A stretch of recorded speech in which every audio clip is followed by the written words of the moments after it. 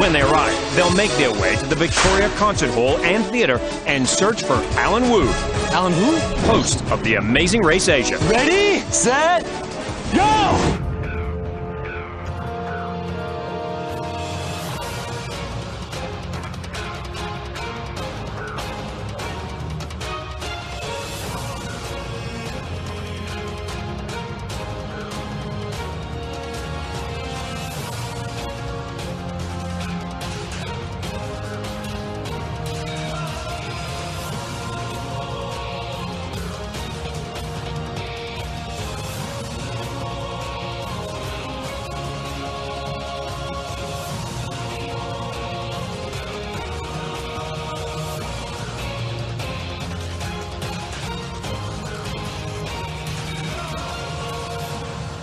Welcome to the fifth wonderful episode of URT number, the Amazing Race Asia podcast from Reality TV Warriors. My name is Michael Harmstone, and joining me as always is the Canadian who we describe as the clay residue in our sticky rice, Logan Saunders.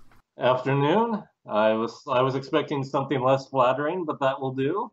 Well, it's very obvious for me to go for all the smutty jokes that we will be going for later in the episode. You could have also called me a Vietnamese delicacy. I could have called you a Vietnamese delicacy, but maybe I could have called you the lizard with the guts ripped out, or any of the other awful, awful things that we got to see this week. Because I was watching the episode a couple of hours ago just going, I know if Logan and I were a team that I would have to do this roadblock, but God, I would struggle with this roadblock. Yeah, especially when you get centipedes involved. Oh, God. At least it's not the worst centipede I've heard of in pop culture in the past few years. It would add another layer if one of the 5 delicacies had been a human centipede. Or I was thinking it would have been great if there was a 6th bonus round and it was like Lisa and Nicole's fingers or something like that. Sinister? It would have fit in with the whole Vietnam theme. It's like, well, this is the team that was representing Vietnam and this was their punishment for being the first team out of the race. I was just going to go with a smutty joke about someone eating the human centipede, but, you know, that's just inappropriate, Michael. That just crossed the line. There was a line and you crossed it. And that's rude. So, previously 8 teams raced to Phuket, Thailand. Tom Anita sped ahead by cutting in line at a ticket counter, but as is traditional, Louisa and Treasury beat them to the Elephant Park. Vicky and Rachel had to make a detour of their own to complete a dark and spooky speed bump in an elephant cave, putting them to the back of the pack. At the detour, teams had to choose between untying knots and learning fight choreography, and thanks to Treasury's knowledge of how to untie a knot, they kept their lead. At the Roadblock, one team member had to recreate the Survivor Thailand Final Immunity Challenge and hold a con for 15 minutes. Louisa and Treasury won their second leg, and it was a sad goodbye to Vicky and Rachel, who were the 4th team eliminated from the race. And teams must now fly to Ho Chi Minh City, Vietnam, and head to Ho Khao Tom Gai Tri Tan Dai to find their next clue. Caution, for the first time in 5 English-speaking seasons, fast forward ahead. Yes. However, it will be just as relevant as the last fast forward we have seen in The Amazing Race. Usually when a fast forward appears that isn't claimed, they don't even reference it, but because it basically made Tom and Anita and Alex and Will the bottom 2, they kind of had to. Yeah, maybe relevant is the wrong word. Because the fast forward was very relevant in the sense that it caused the team to be eliminated, but not so relevant in terms of a team claiming the fast forward. No, but there was a little hint from Wu that we might not have seen the last of the fast forward. Yes, because he said this was the first fast forward of the race. However, in Amazing Race Australia 1, they said that this was the first U-turn on the race, and it turned out to be the only U-turn of the whole season. Well, the only aired U-turn of that season. In the fast forward for Amazing Race Australia, Bowler did indeed say this is the first and only fast forward of this race. It's unconfirmed, but I think there might have been an unaired U-turn in Amazing Race Australia 1. They just want to get rid of Richard and Joey, and then everyone else liked each other, so they didn't do anything to harm one another in the race. Well, exactly. It's obvious who the U-turn targets are gonna be, so why would you go for anyone else? That is true. So, thanks to Tom and Anita, we learn that apparently the Vietnamese people eat dog. This would have been a perfect cue to have Cowboy from Survivor Cook Islands tell a joke about dogs in Vietnam. It would be, but do you really think I'm going to go back and find that for you? What was his exact joke again? I can't remember. I've sort of scrubbed that season. You know what's funny is that this episode that just aired takes place in Vietnam, and two of my coworkers are currently in Vietnam. In fact, they messaged me saying they watched their first episode of Amazing Race ever, I guess from like a random hotel room that had AXN. So they watched this episode of Amazing Race Asia. So that is 100% of their Amazing Race knowledge comes from this episode.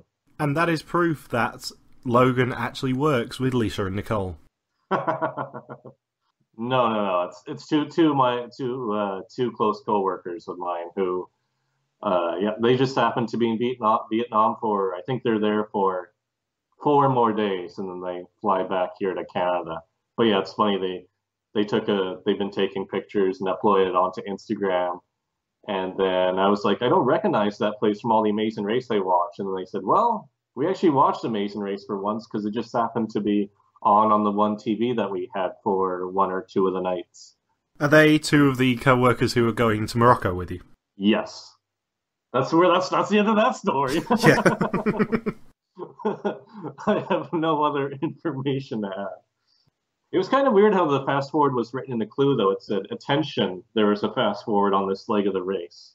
It was kind of like the same way that the American version warns about U-turns and whatnot, or an express pass. Here, this was just laid out saying, hey, there's going to be a fast forward at some point. Buckle up, it's going to be a bumpy one. It was nice that we got a fast forward, and it's a shame that the promos actually spoilt that there was a fast forward, because can you imagine if this would have been a complete surprise to us? That would have been awesome. Yeah, it would have been. And this has got to be even tougher than those. Usually it's the weather-dependent ones are the biggest pain to deal with on the Amazing Race, because if the weather is bad, then you can be screwed over and almost be eliminated in the first leg, like Justin and Diana, or eventual winners, Amy and Jason, when they faced a similar situation in season 23.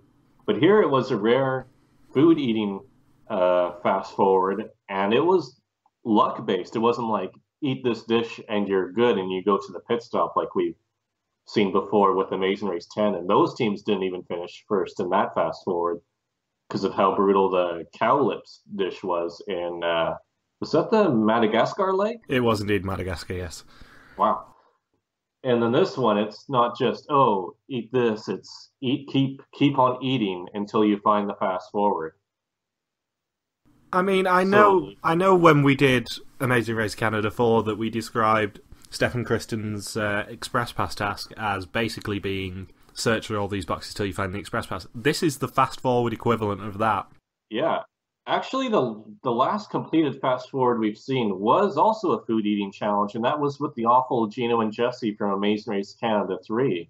And theirs was just eat these critters and you're done as well. Here it's just, it could be your first rice bowl, or it could be your 50th rice bowl. And there was over 100.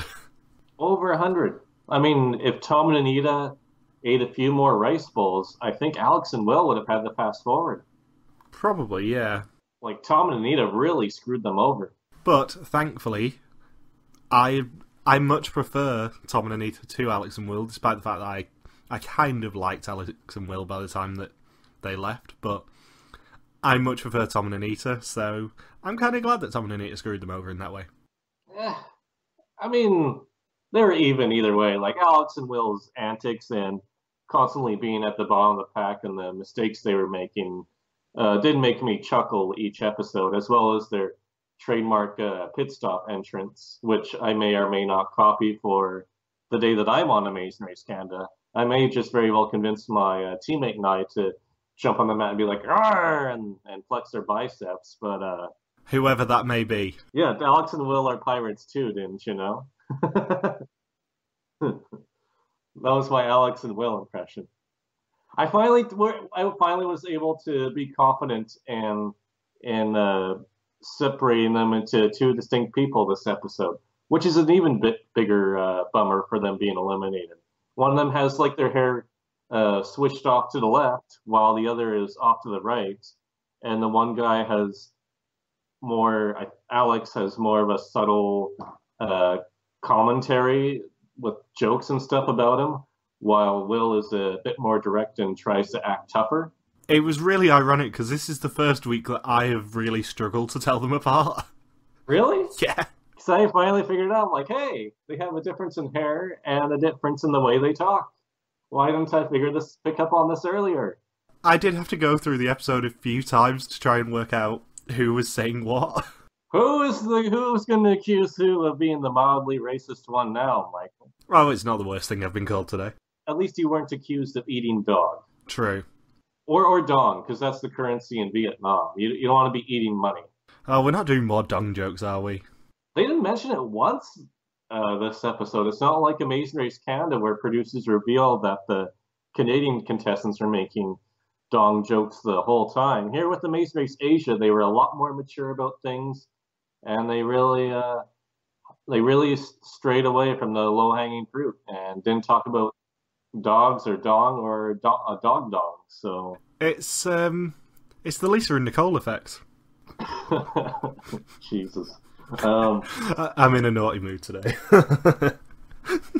And Tom, with all of Tom's, insensitive joking aside, he did pretty much foreshadow that there would be plenty of food eating challenges ahead for him this leg.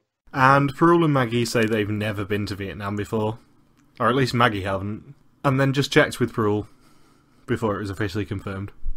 Maybe they just don't like communists. And Alex and Will want to win the fast forward to ensure that they finally get a first place. How did that work out for you guys?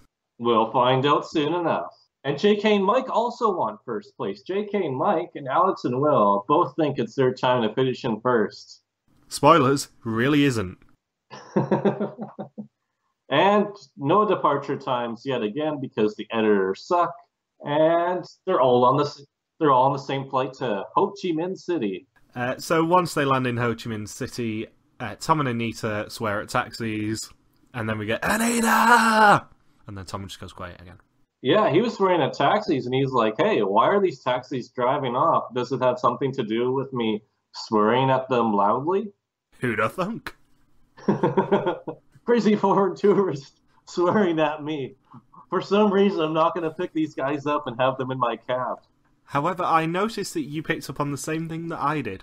For the first time in probably 50 plus Vietnam legs, this was the only one that had the traditional red and yellow flags.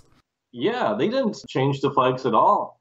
Usually it's just straight up yellow, isn't it? It's yellow and green normally. And it's pretty bad that I, as a colourblind person, am telling you this, but it's usually yellow and green. Yes. Trust what you read on Wikipedia, Michael. Those are indeed the colours. People have told me it's yellow and green. I just have to trust people. I've heard rumors about what the flags look like on the Amazing Race when they're in Vietnam. But seriously, Michael, I was just joking. The colours really were yellow and green. Producers wouldn't do that to the contestants. I know they were. I'm not that colourblind. There is such a thing as a scale of colourblindness. I'm not like seeing everything is grey like a dog. At least Tom wouldn't think that he would have to eat you on this leg of the race then. I would be very worried if I were fully colourblind that Tom would have to eat me. And at the first route marker, teams get a choice of either doing the active route info or going for the fast forward. And we only get the first half of the explanation. For some reason, Alan Wu does not want to explain the whole fast forward at once. We do. I think it was a bit of a wonky edit because when we saw the first fast forward bit, it did have the usual subtle hint at the bottom of what they were going to have to do, which was find a coin. Mm-hmm. So at the fast forward, teams must choose one of hundreds of clay pots. Inside each clay pot is a bundle of sticky rice, which they have to eat if they open.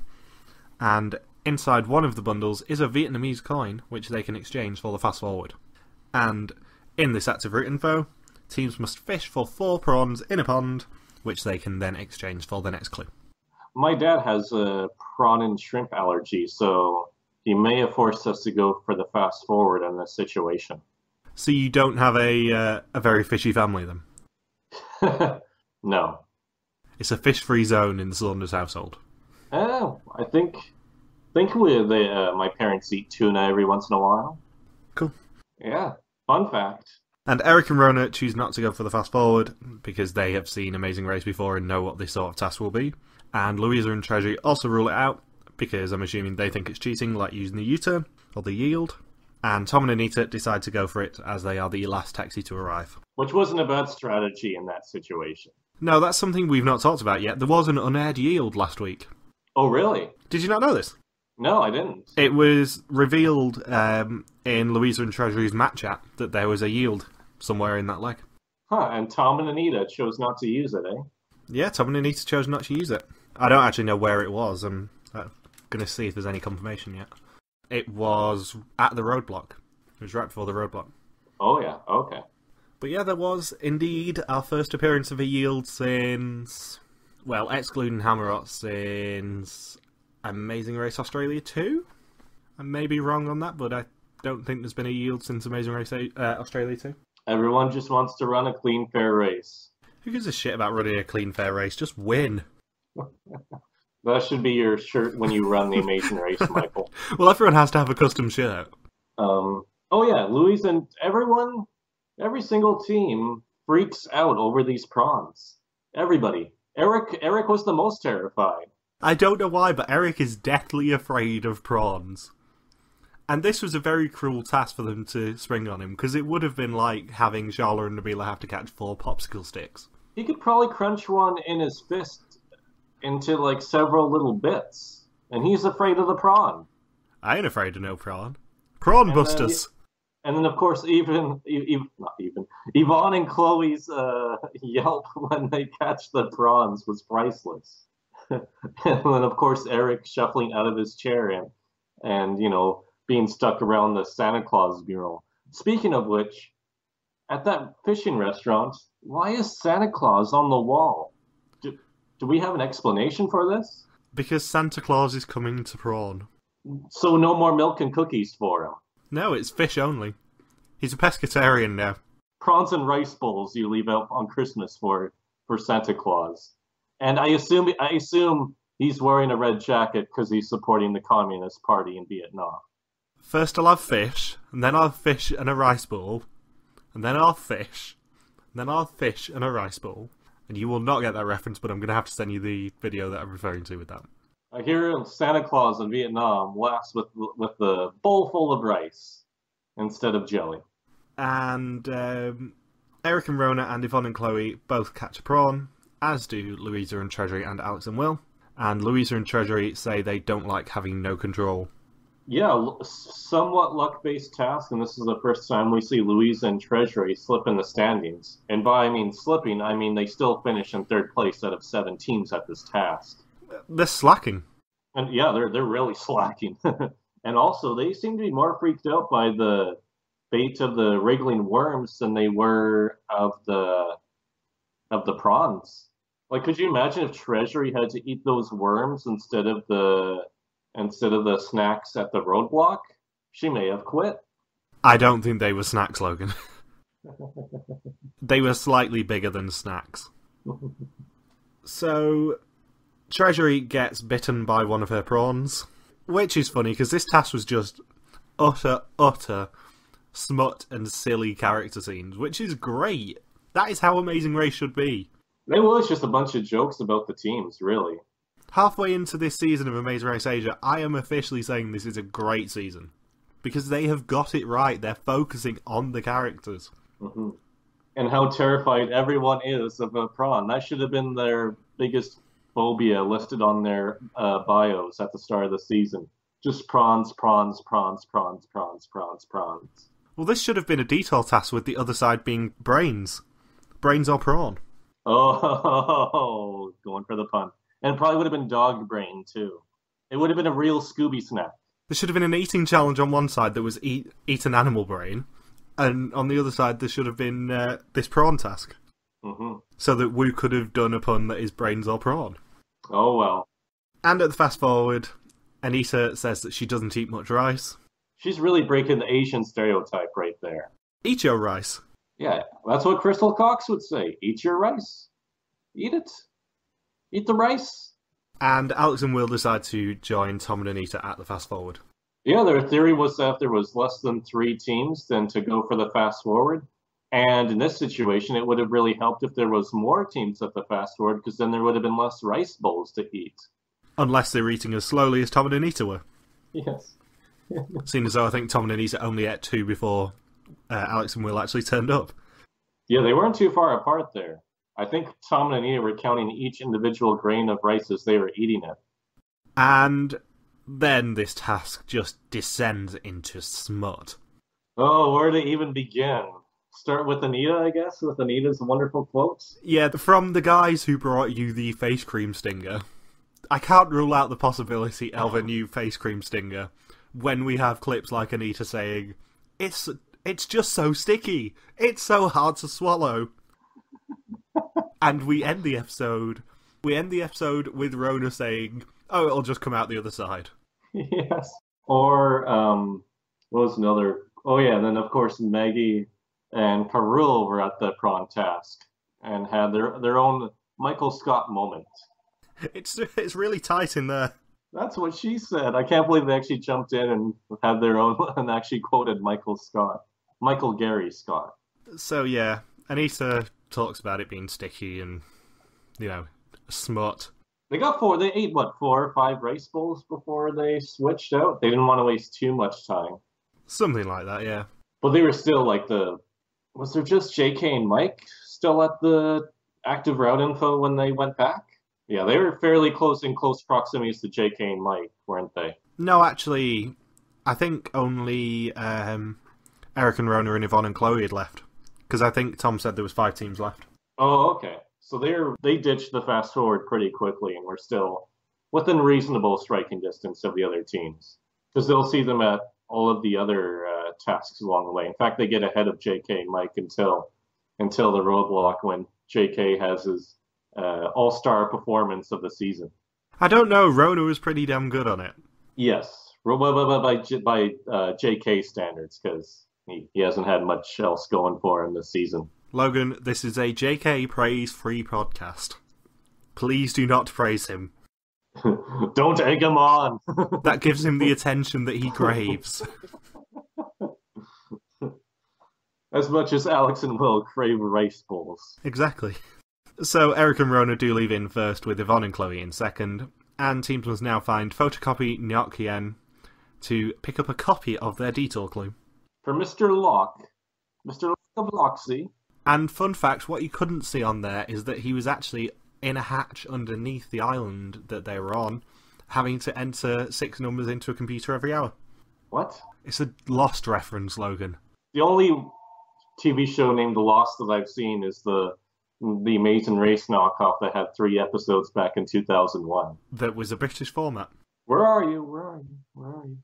Yeah, it was a British format, that Lost. Yeah. But yeah, Lost had a character called Locke. Mm. Oh, yes. The hatch was a reference to Lost. I've heard of that name from Lost. I've never seen a single minute of that TV show. Having to explain jokes to Logan always ends up well. Yeah, it really entertains their listeners. And Yvonne and Chloe set up their rivalry with Louisa and Treasury by celebrating beating them for once. But not giving themselves too much credit for it, because they pretty much acknowledge it's like, yeah, we can beat Louisa and Treasury whenever it doesn't involve any skill. And by the time that 2 teams have left, Tom has already caught 2 of their 4 prawns. And then we learn from Alex and Will that there is residue of the clay in the rice. Ew. Oh, man. Just to make it even stickier. That's one way to bring out the flavor, I guess. Yeah, it's one way to make it stickier. 49 rice bowls, though. Oh, I know. They went through 49, and those weren't small rice bowls either. Like, once I would see how big they are after the first couple, I'd be thinking, well, yeah, I don't think I can do this. Especially when you see how many pots there still are. They went through 49, and they could have ate a whole lot. They couldn't have eaten a whole lot more, but there was a whole lot more to eat. Well, especially because they're muscle brothers. They probably don't have much room to put 49 rice bowls. No, there's not much body fat on them. And they say they love rice. Like, they're reinforcing the stereotype. And, well, they really reinforce the stereotype by eating 25 rice bowls apiece. I could not have done that fast forward. No, that's a lot of rice. Especially as if you gave up, you would have been feeling so bloated. Yeah, just with all the water in you, trying to get it down. Although some of it came back up. Yeah, both of them vomited twice. Yeah, and that one vomit, oh man, that put Brenton Shawn from Amazing Race Canada 3 to shame, or Niru and Kapil from Amazing Race Asia. Like that was top tier reality TV vomiting. I won't lie to you. I wanted desperately to make that the banner this week, and I could not get a good enough screenshot of it. There is a fairly high quality image if you watch Alex and Will's throwback or highlight reel thing that the official Amazing Race Asia channel uploaded, or in their case, uploaded. I like the one that I've picked for this week of it's Perul sort of glaring at us. Oh yeah, that one. Yeah, that is our banner this week. Yeah, Alex and Will both vomit, and then Louisa and Treasury leave the prawn task in the third, with Perul and Maggie in fourth, and Jake and Mike in fifth, and Tom and Anita in sixth. I love Irik's unintentional Pokemon reference when leaving the prawn task. When he's like, "You gotta catch him, catch him." I was just thinking that would have been a great segue into a gotta catch him all, or gotta catch him prawns. Is there a prawn Pokemon? No. Out of 750? Or 800 or whatever hell it's at now? There's 750 or more to see. To be a Pokemon Master is your destiny. And can you remember the Pokerap? Go. Oh god, I saw the College Humor one with all 750 at the time. I'll memorize that one and present it next week. That'll take up 9 minutes of the podcast, though. Given that we are on a roll of rap-related karaoke, basically, that is your mission for this week. I want you to memorise the entire Pokerap, the College Humor version. Wartortle. Electro, Diglett, Nidoran, Mankey, Venusaur, Rattata, Fearow, Pidgey. That's more than I know. Seeking, Jolteon, Dragonite, Ghastly, Ponytail, Vaporeon, Poliwrath, Butterfree! Gotta catch him, catch him, catch him. And, yeah, Alex and Will quickly fast forward, and Will is born to prawn. Oh, that was weak. They barely even tried for the fast forward. The such pussies only going for 49 rice balls. 49. I live on the 49th parallel, guys. Come on now. Canada, 49th parallel. Look it up. We don't refer to that blog. Oh, that's right. Oh, man. No one's going to get that reference. And at the photocopying place, Yvonne and Chloe nip in to get the next clue ahead of Eric and Rona, and it's a detour, which is Badminton Bash or Flower Power. And in Badminton Bash, teams must compete against a local pro in badminton. It was a monster bash. A monster bash. It was a graveyard smash. He did the mash. It caught on in a flash. They did the monster mash. Ow. So in Badminton Bash. Ow. Parul? Parul, yes. We're not rewriting a song every week, for God's sake. It took me long enough to find that instrumental for Ass Like That for you last week. Oh, hilarious. I love how JK's reaction to that was, nah, the impression could be better. I was at work and that tweet came through and I just thought, oh no, before seeing it. So in Badminton Bash, teams must compete against a local pro in badminton, and if they score 10 points before he scores 21, they receive the next clue.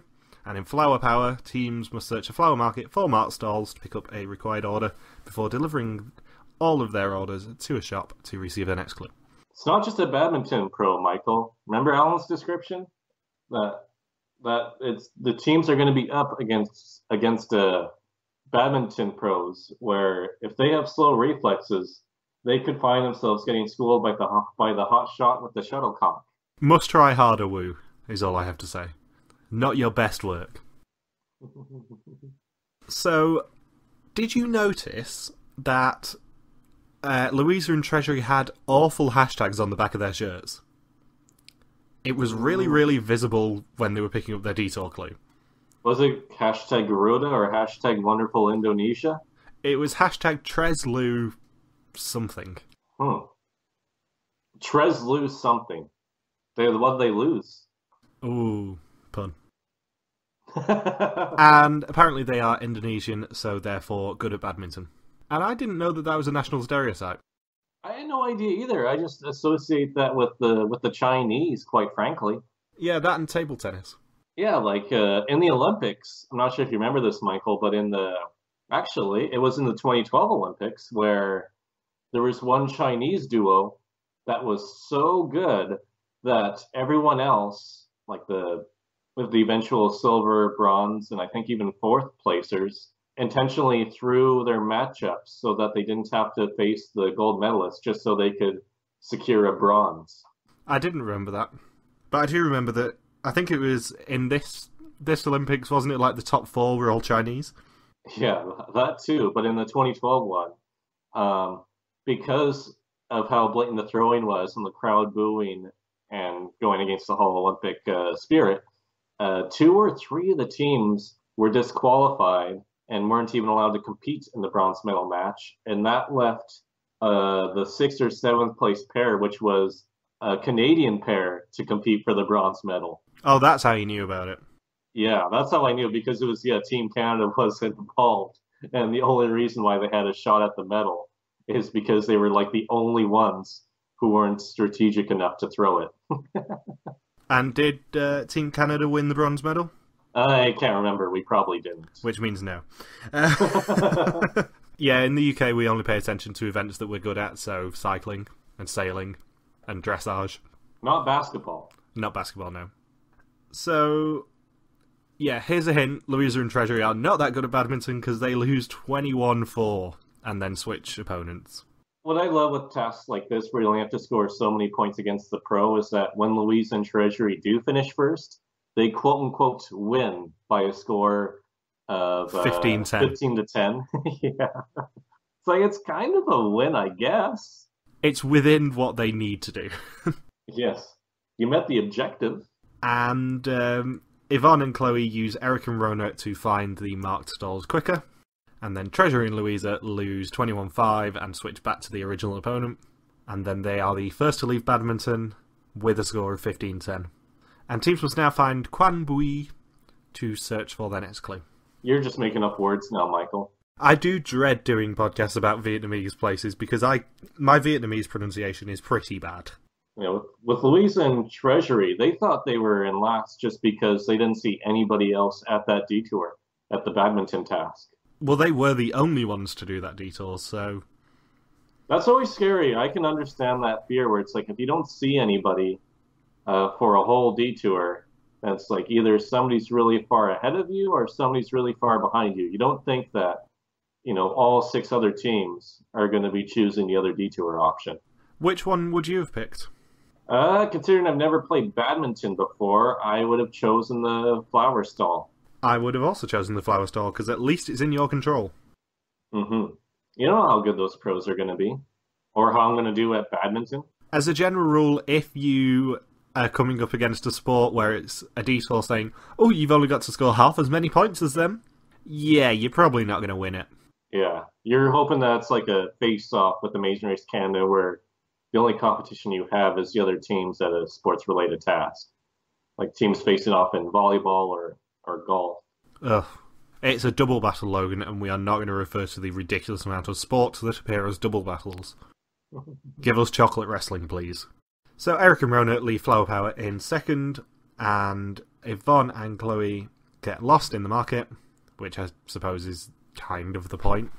And then they leave Flower in third with Perul and Maggie in fourth. And then JK asks for Google Maps, because apparently that's going to help. And then Tom and Anita leave Flower in fifth with JK and Mike in sixth. And then Alex and Will in last. That was sad just to see them alone at that prawn restaurant. They know they're hours and hours behind at this point. They've puked their guts out. And all they're doing is just hanging out, catching some prawns. They claim they did it quickly, but they don't have any other team to match up their progress with. They said they did it in 20 minutes. For all we know, all the other teams also took only 20 minutes. Yeah. Alex and Will lying, is what you're saying. They're just not telling the truth anymore. Yeah. I don't trust their chi. What would have been much sadder is if Wu had to come to the prawn restaurant to eliminate them. Yeah, and then like the prawn jumps out and like pulls Alan Wu into the water. Maybe the reason we didn't properly see Wu doing that task is because he's deathly afraid of prawns. Yeah, it's like, I can't do this, guys. Alan, you were on Fear Factor. That didn't involve prawns. It just involved bull testicles and those disgusting shots that were even Joe Rogan nearly threw up, and balancing on that surfboard 50 feet in the air. It did not involve prawns, guys. Didn't Wu also puke on Fear Factor? Oh, yes, he did throw up those shots. He was able to shoot a lot of them down, so he didn't have to drink as many, but man, he could sympathize with Alex and Will. In fact, I think he indirectly references it in his point of view video, where he's talking about Alex and Will, and he's like, man, if I was younger, I probably would have really pushed my body to its limits like Alex and Will did, because I used to do that kind of stuff. But now, at my age, I think I would stop at about 10 rice bowls. So, once teams get to the restaurant, it is the roadblock of the leg. And especially for the two teams who competed in the eating fast forward earlier, it's a roadblock that involves eating. And in this roadblock, one team member must eat a 5-course meal consisted of mice, bats, scorpions, centipedes, and a Komodo dragon to receive their next clue. Mice, bats, scorpions, centipedes, and lizards, oh my. Oh mice, my. Bats, scorpions, centipedes, and lizards, oh my. At least none of those involved people getting their eyebrows waxed off. With Alan, he actually did this roadblock. That was also one of the online videos. Really? He ate the whole 5-course meal. Why am I not surprised? I think he said the bats and the centipedes tasted the worst. And JK, I believe, did a whole thing about how bad some of the food items tasted as well. Yeah, I can imagine that the centipede probably didn't taste very nice, mainly because they had the legs as well. Ugh. They had to eat 5 legs on the 5th leg of the Amazing Race. And of course, Alan comes out with another pun of the not being able to stomach this challenge, which is a pun we've heard before. I think that he needs new writers. But he couldn't stomach the challenge that involved him drinking/eating 21 shots of blended maggots, worms, stink beetles, and rotten fish eyes. That's why he breezed through this task. Exactly, he's done much, much worse. Yeah. Just like some of the races this season, he's had much worse in his mouth. Jesus. Hey, I saw some of your jokes. I know the sort of jokes that you're gonna go for with this task. With Treasury, we get a funny scene from Treasury at the start where she rattles off all the unusual things that she has eaten, because she's eaten internal organs and anything. She's an eater. And it would have been funny if she just kept going on. She's like, oh, by the way, I eat people too. And, I'm an eater. I can eat anything. I've drank Soylent Cola from Futurama. I am Treasury, destroyer of worlds. I have eaten Lisa and Nicole before the start of this leg. That's why they're not here again. I'm not going to dignify that with a response. But fun fact, she did also eat Tara Basro, which explains why she's not there as well. It was by mistake. It was overlooked. She got accidentally deep fried in the restaurant. What can we say?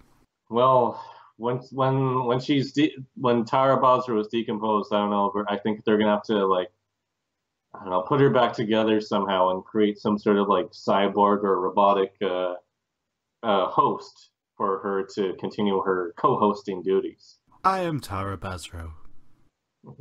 Or that could have been one of her sassy sisters, and for all we know, Tara Basro is still being held in captivity by an Undle. That's the working theory from what I've heard on the street. I thought it was Malaysian pirates. There was a battle, Michael. We come up with some weird shit. I don't know what we ate before this podcast, but something tells me it had a bit more of a kick to it than bats, scorpions, or prawns, or rice bowls. So it's Treasury, Rona, Yvonne, Maggie, Tom, JK, and Will doing this roadblock. And Louisa decides to be a really good teammate and points out the blood to Treasury. Well, in her defense, that bat was really, really underdone. Even James Clement from Survivor Micronesia would not have eaten that.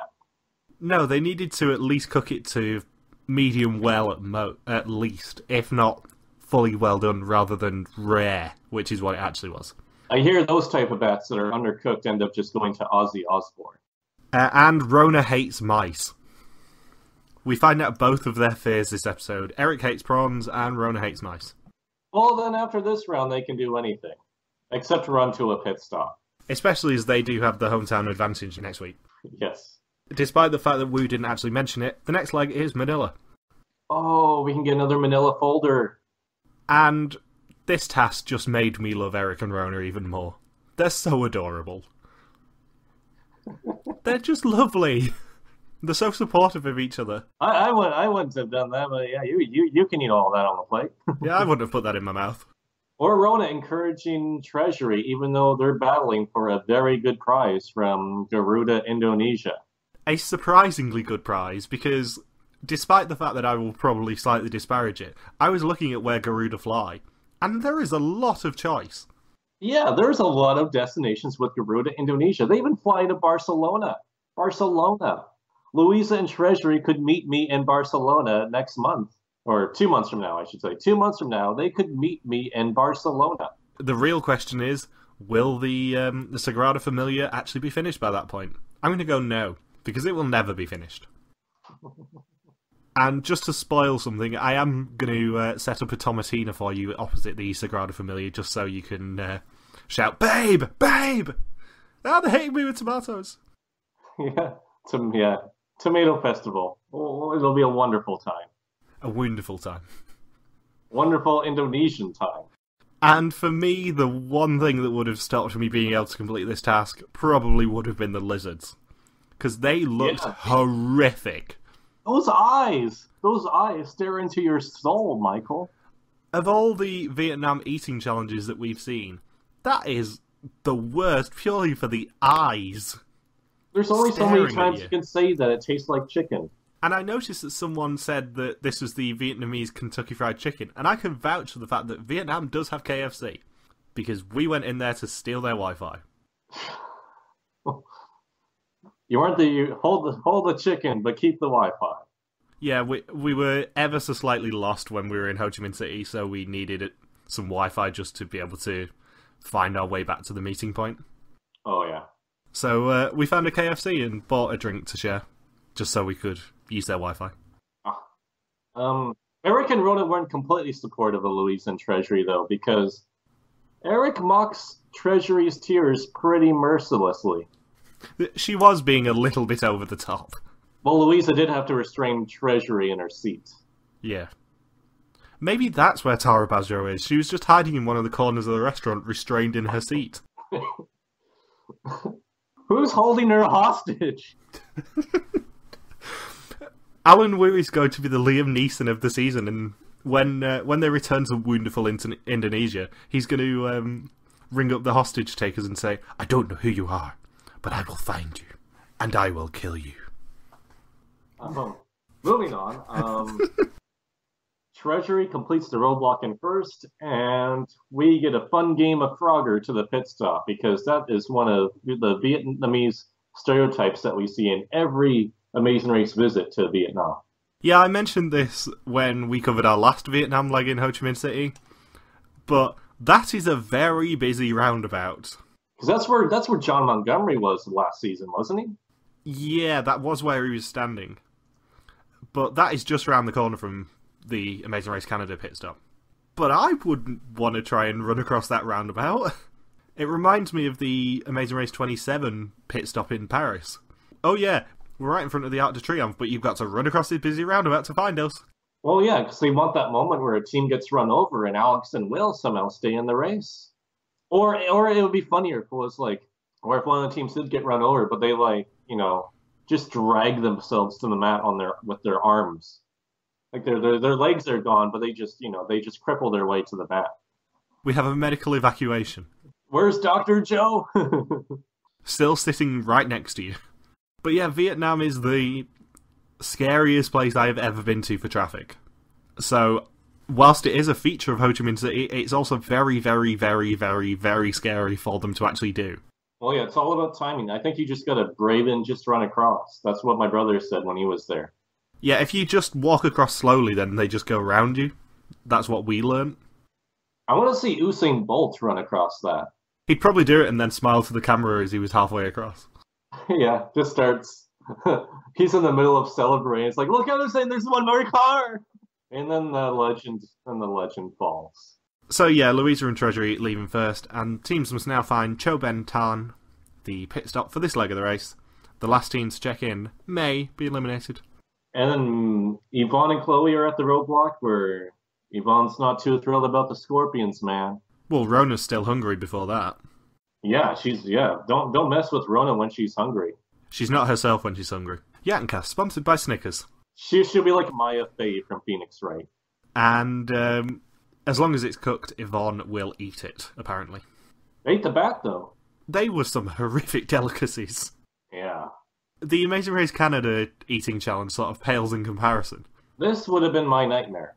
Yeah, it really would have been. It would have been my nightmare as well, because if we were a team together, I would have had to do this. It's like, did we win an express pass, Michael? This would have been the sort of thing that we'd need to go for an express pass for. So, Maggie and Perul show up, and for the first time ever, Maggie is going to eat a 5-course meal. Like I said, I know what jokes you're going to do for this task, and I'm just going to let you do them.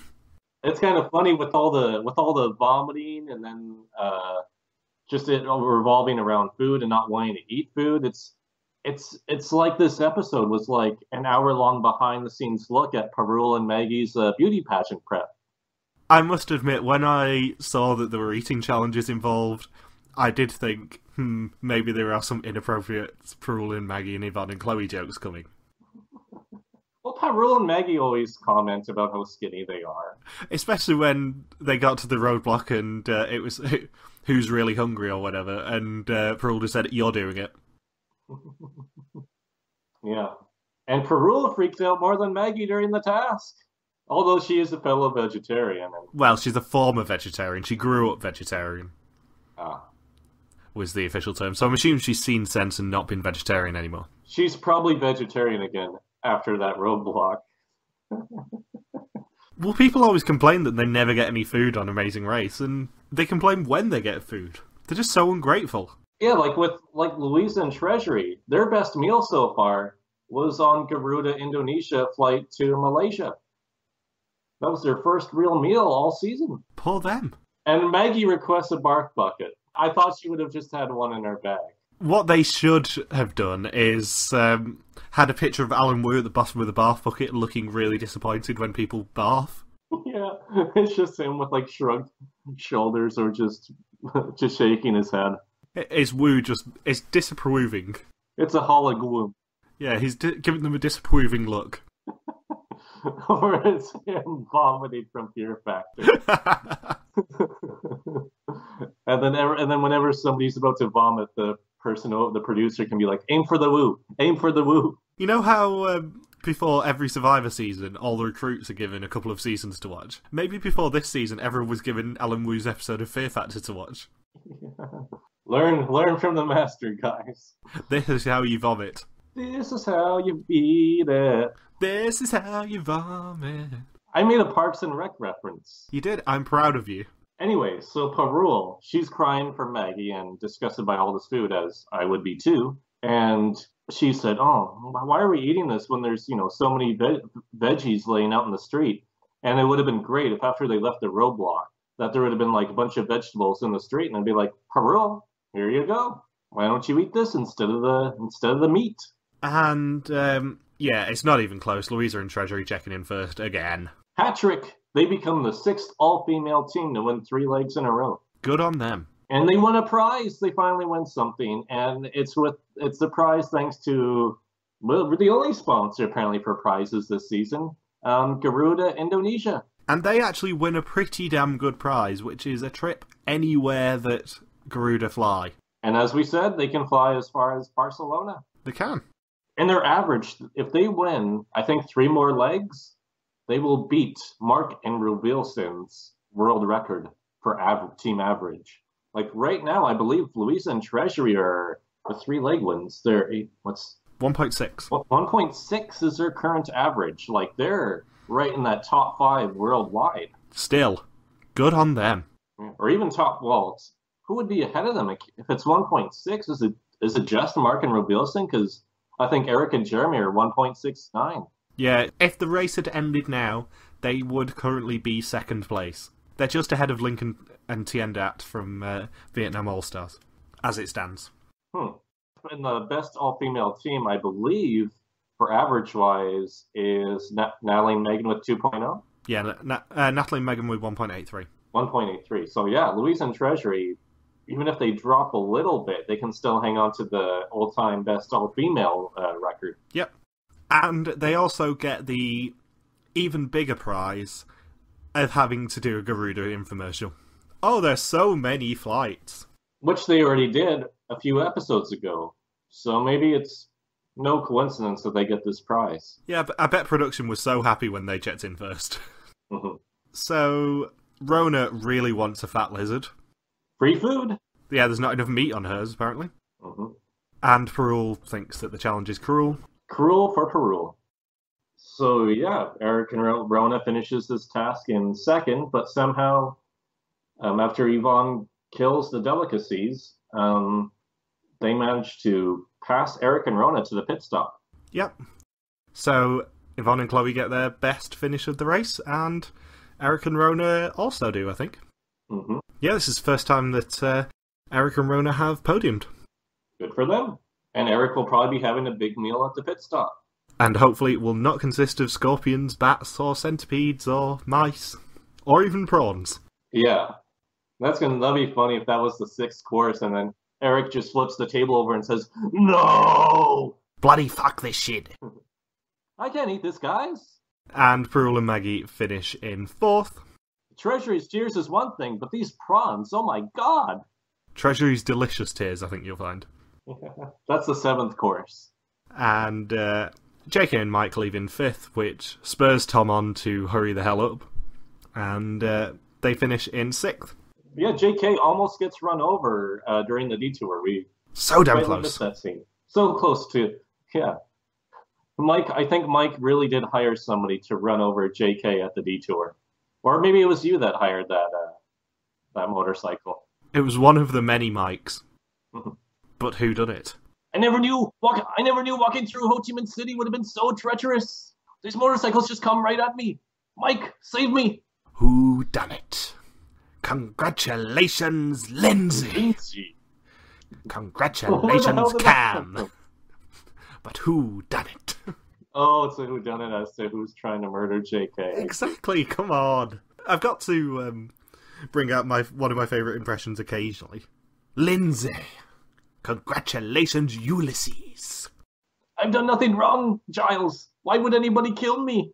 You don't suspect me, do you? I didn't do anything to Tara Basro. She came on to me. We just find Tara Basro behind the fake suit of armour hidden on one of the walls. So yeah, Tom shoves everything in his mouth and then leaves in 6th with Anita. This is a weird podcast this week. And Tom and Anita thought that they were out after they check in 6th. Perul and Maggie, they finish in 4th, and they get a huge string of heartfelt confessionals at the pit stop. They're definitely winning this season. This edit is way too over the top. Yeah.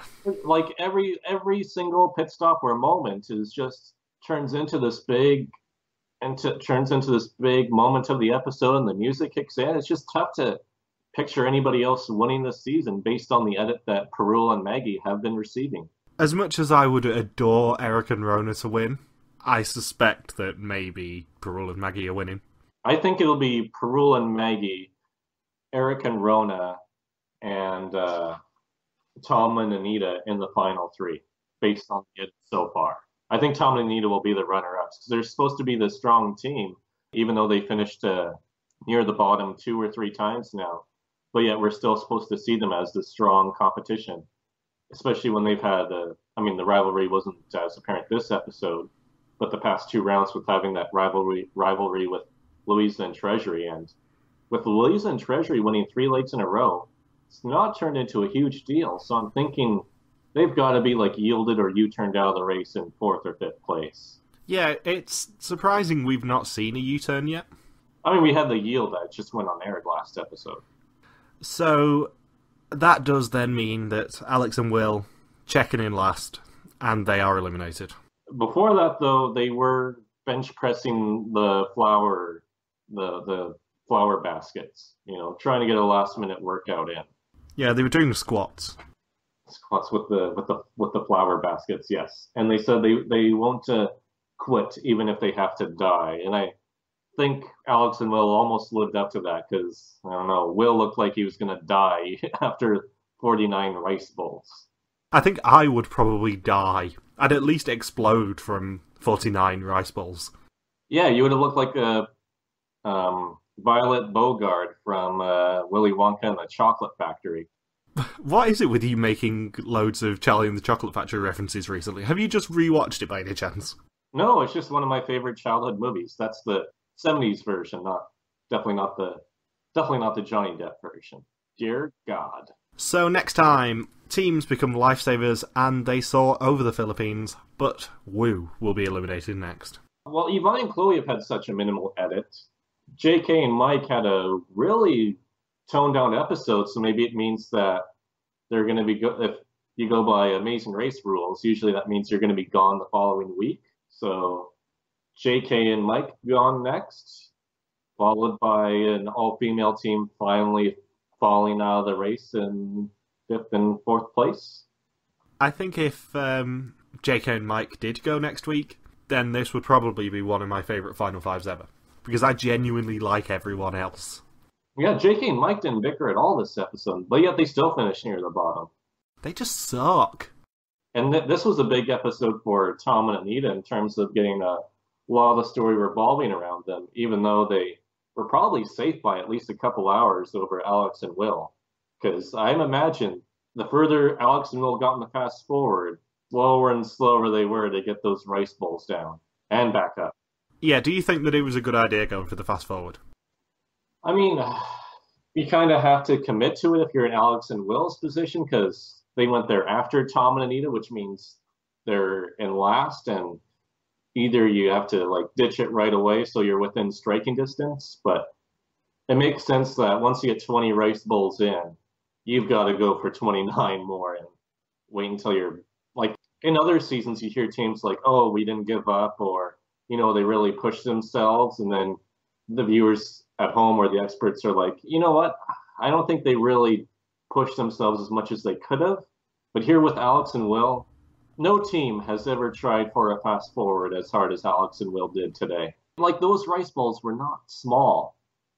Even when I saw them on screen, I was thinking, man, and just seeing how many clay pots there were, and you still had to put the effort to, because it wasn't just eating the rice bowl, you had to break open those clay pots too. And there was clay residue in each rice bowl, so the rice probably wasn't the best tasting either.